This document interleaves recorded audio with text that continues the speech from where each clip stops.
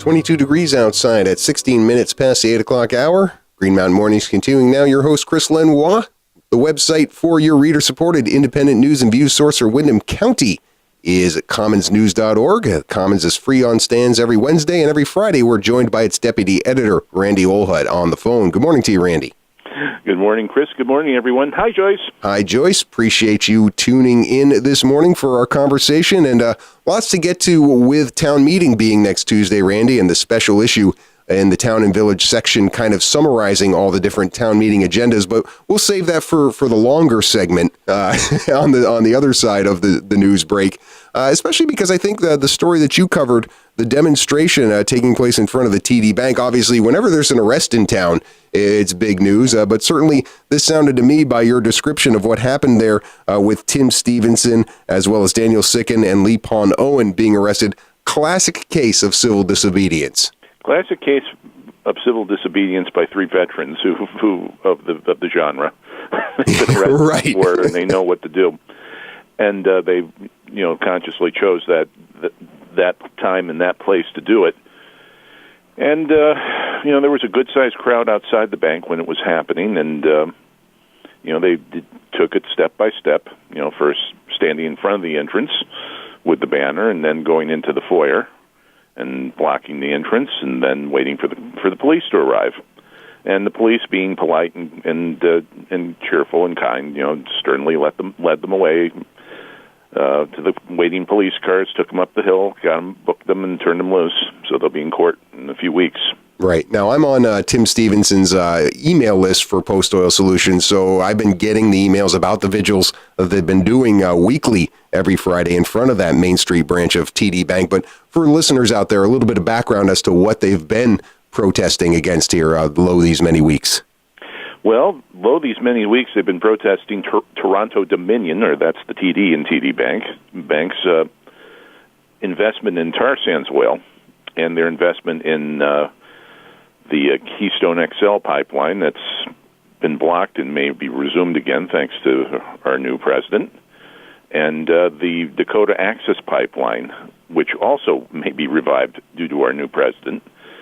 And the dirtiest, most heavily polluting oil that's out there. TD Bank has substantial investments in the pipeline companies that carry the oil through very rickety pipelines that burst and contaminate things. And Tim and Post Oil and his allies at Post Oil Solutions have been having the vigils in front of the bank, calling attention to it and asking people to take their money out of TD Bank and put it into other institutions that say don't involve themselves in fracking and tar sands oil. Yeah, including the state of Vermont, right? I mean, this is the state of Vermont. We are well invested as a state. Our taxpayer money well invested in this tar sands oil. Yes, and Alberta looks like a hellscape thanks to TD Bank. Right. Now, 50 people at this protest. At this act of civil disobedience. I've driven up and down Main Street on a Friday before. I can't remember that big of a turnout for any of these vigils.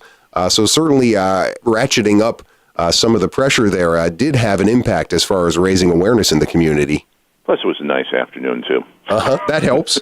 That helps. And I think, Tim and probably his collaborators in this did their due process as far as letting the media know. We certainly got in the newsletter a bit of a tip. It didn't necessarily say we're going to get arrested, but it did seem like there was going to be more than just your average vigil on that Friday.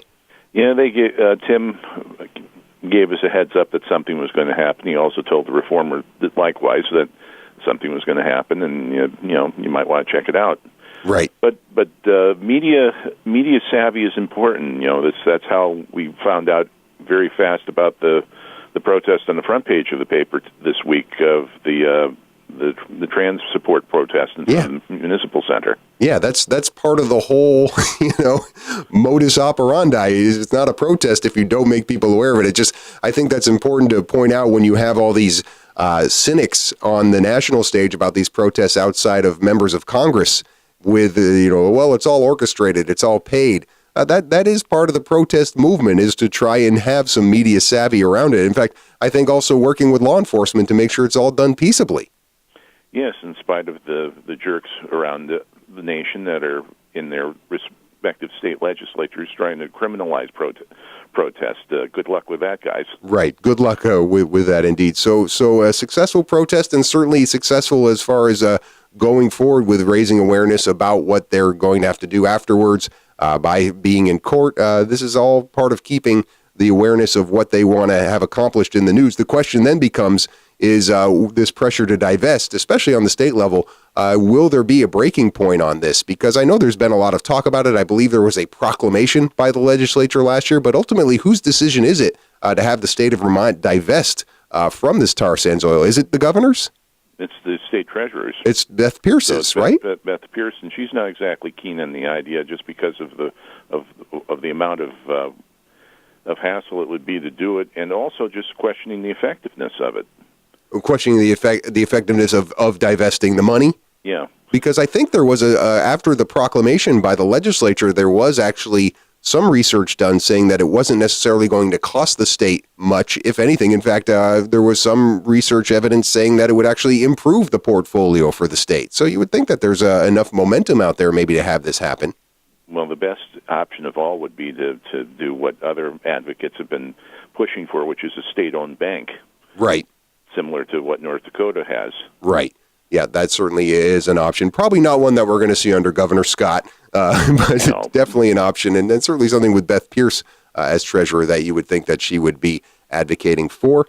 Good stuff there on both the front page of the Commons with regards to the protest that Randy was talking about for transgender rights. We'll continue talking with Commons Deputy Editor Randy Holhut after the bottom of the hour news break here on Green Mountain Mornings. 22 degrees outside at 20 minutes before the 9 o'clock hour. Green Mountain Mornings continuing now with your host, Chris Lenois, and our conversation with Randy Holhut, the Deputy Editor of the Commons, your reader-supported independent news and views source for Windham County. And one of my favorite issues of each and every year of the Commons out on stands now, because it has the rundown of all the agenda items that people need to know about for each of the town meetings taking place next Tuesday. Certainly got to be a lot of work to assemble on your end, Randy. Well, it's easier now thanks to the Internet, except for those towns that refuse to have websites. Right. And that's another story in and of itself in the whole world of transparency laws in local governance. But really a time-honored tradition here, town meeting and all the local governance issues that are going to be taken up by members of the town. And you used the photo of one that takes place in Townsend. Is that the most visually pleasing of all the town meetings? I got to think so. That stage is beautiful. That just seems like of all the places for a good photo op, the town meeting in Townsend is the one. Well, Union Hall in Newfane's pretty good, too. Is it? Okay. And when Williamsville Hall, with this year's town meeting is going to be, and for Newfane, it's a pretty photogenic place. Okay. See, that's not so much, say, the Dummerston Gym. Right. or the multi-purpose room at the Brattleboro Area Middle School, where the reps of town meeting will be meeting in Brattleboro a little bit later on this month. Now, the worst light of any place for town government. Now, there is a story on the front page about the candidates forum for the Brattleboro candidates. You and I gave a bit of preview of that last Friday here, and that's not the only race for select board here. On the town and village pages inside, Wendy Levy runs down the contest in Guilford here, a couple of different seats up. Let's give a little background to people on what's happening in Guilford. Veranda Porsche is running for selectman. Yeah, that's a news story in and of itself, right? Yes, that is, because if thinking of all the people that would run for the select board, Veranda wouldn't be high on the list because she is such a rebel. Right. But, yeah, she definitely, you think of her on the outside of things, and my interactions with Veranda goes back to her coming to Vernon Elementary School and teaching us poetry. You know, I actually owe a great debt to Veranda for making me interested in poetry as a young person but she has always been on the scene as an activist, not as somebody who is a change agent from the inside. Well, this age we're living in now has inspired a lot of people to get off the sideline and get into the game. There's a big movement now to get people to run for public office.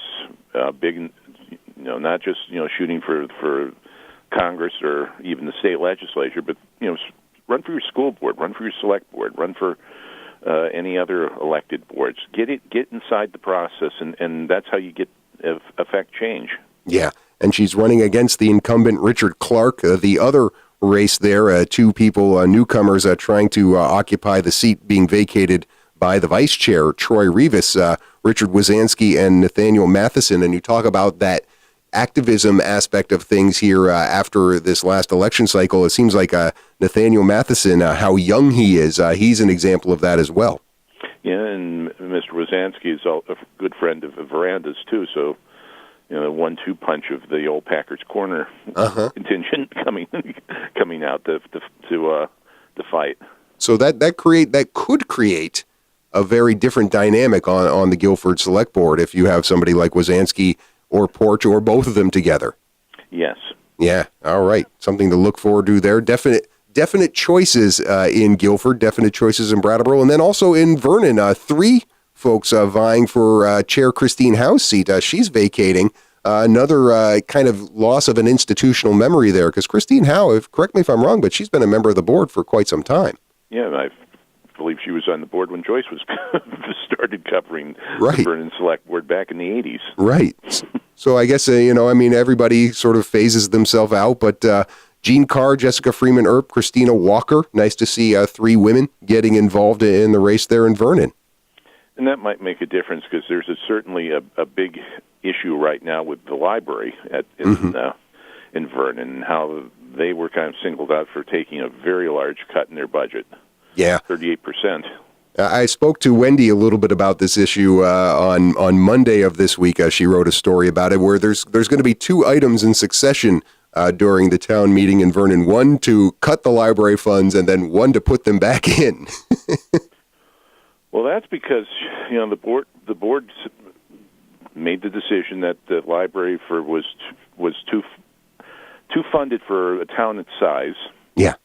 And should be cut, and that's why they took larger than the 6% cut that they recommended all the departments take.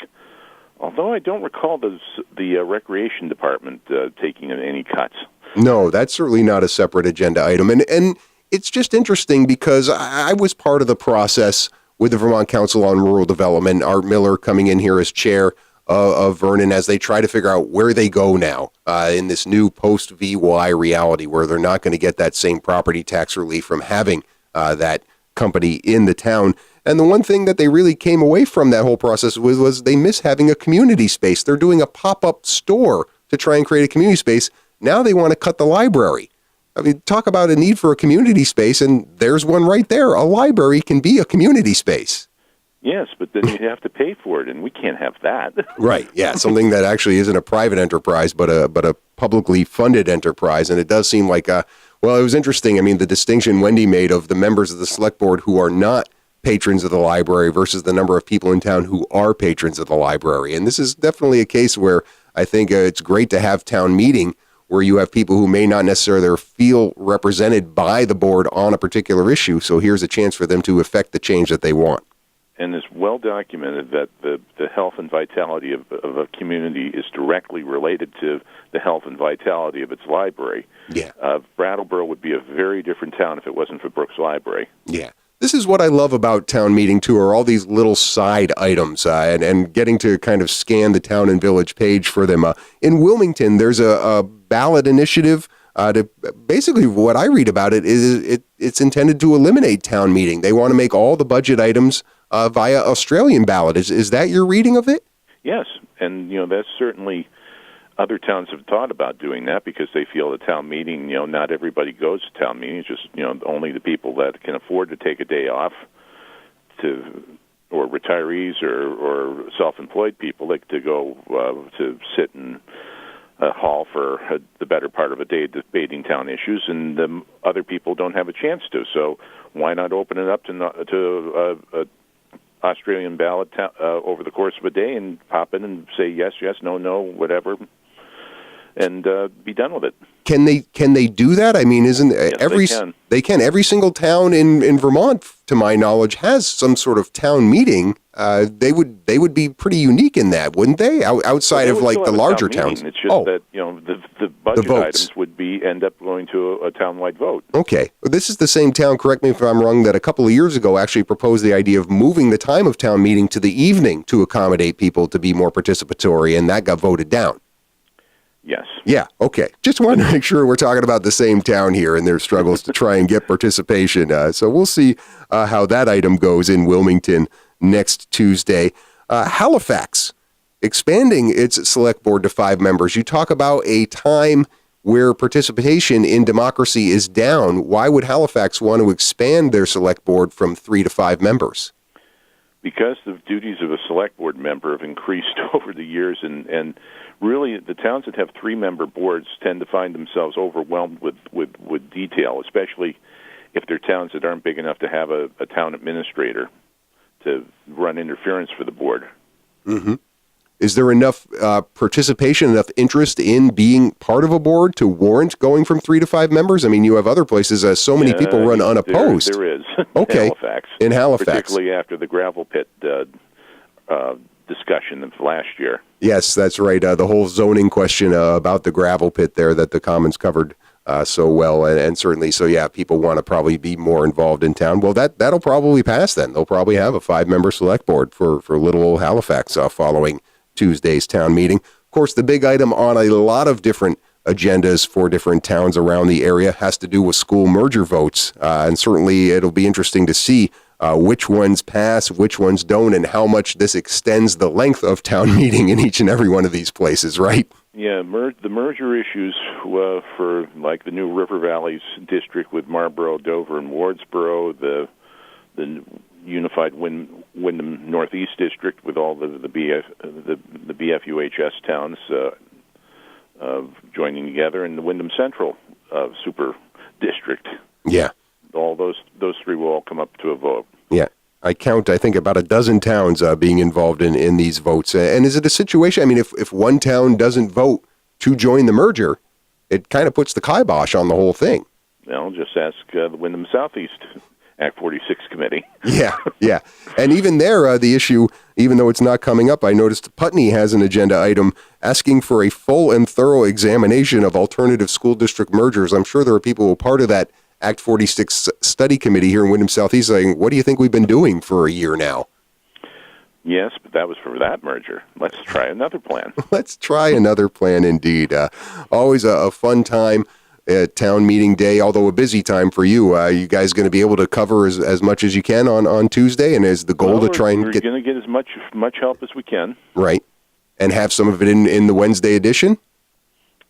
Yes, we are. Wow. Another one of those late nights. Yeah. Yeoman's work. Mornings. Yeoman's work that you all do there at the Commons, and certainly one of the reasons that Commons is worthy of the reader support that they get here in this community. Let's close with sports. You were at the win for the Brattleboro Colonel boys varsity basketball team on Wednesday against Spalding, and you were telling me off air it was one of the best games you've seen.